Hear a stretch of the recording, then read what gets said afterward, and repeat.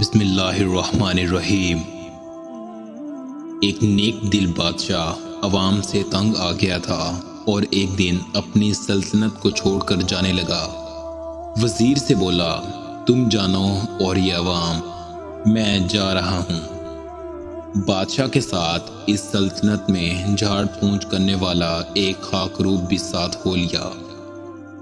بادشاہ خاکروب سے بولا، میں تو پتہ نہیں کہاں کہاں دھکے کھاؤں گا، تم کیوں میرے ساتھ ہو لیے ہو؟ خاکروب بولا، بادشاہ سلامت، آپ سلطنت کے مالک تھے تو خدمت کی، آگے بھی جب تک سانسیں رہیں گی خدمت کروں گا۔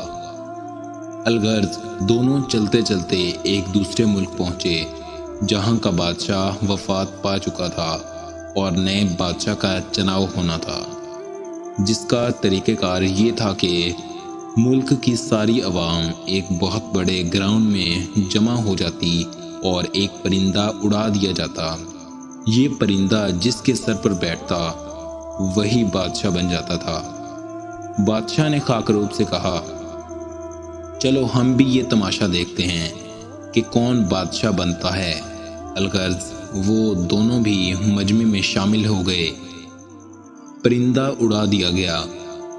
گراؤنڈ کا چکر لگانے کے بعد پرندہ اس خاکروب کے سر پر آ کر بیٹھ گیا۔ اس ملک کی عوام اور وزراء نے خاکروب کے سر پر بادشاہت کا تاج رکھا۔ خاکروب جس بادشاہ کے ساتھ آیا تھا اس سے بولا، بادشاہ سلامت، آپ بھی میرے ساتھ سکون سے محل میں رہیں۔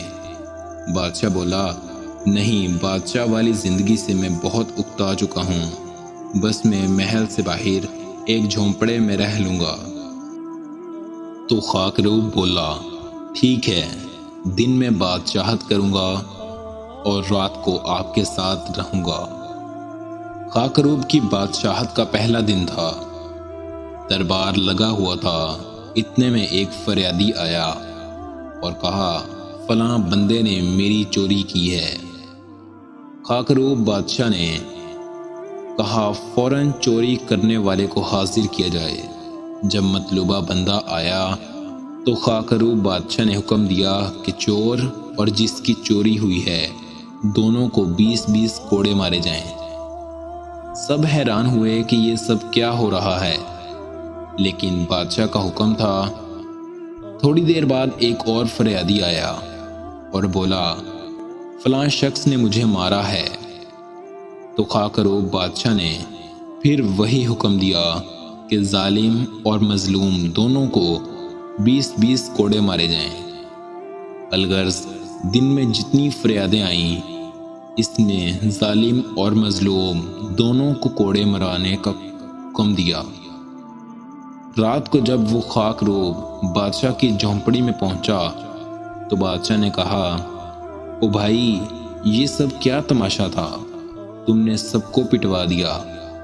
لوگ کہہ رہے ہیں کہ بہت ظالم بادشاہ ہے۔ تو وہ خاکروب بولا، جناب، اگر اس قوم کو ایک نیک اور اچھے بادشاہ کی ضرورت ہوتی تو وہ پرندہ میرے سر پر بیٹھنے کی بجائے آپ کے سر پر بیٹھتا۔ یہ جیسی قوم ہے اس کو ویسا ہی حکمران ملا ہے۔ کچھ قومیں فاقے ہی جوتوں کے قابل ہوتی ہیں۔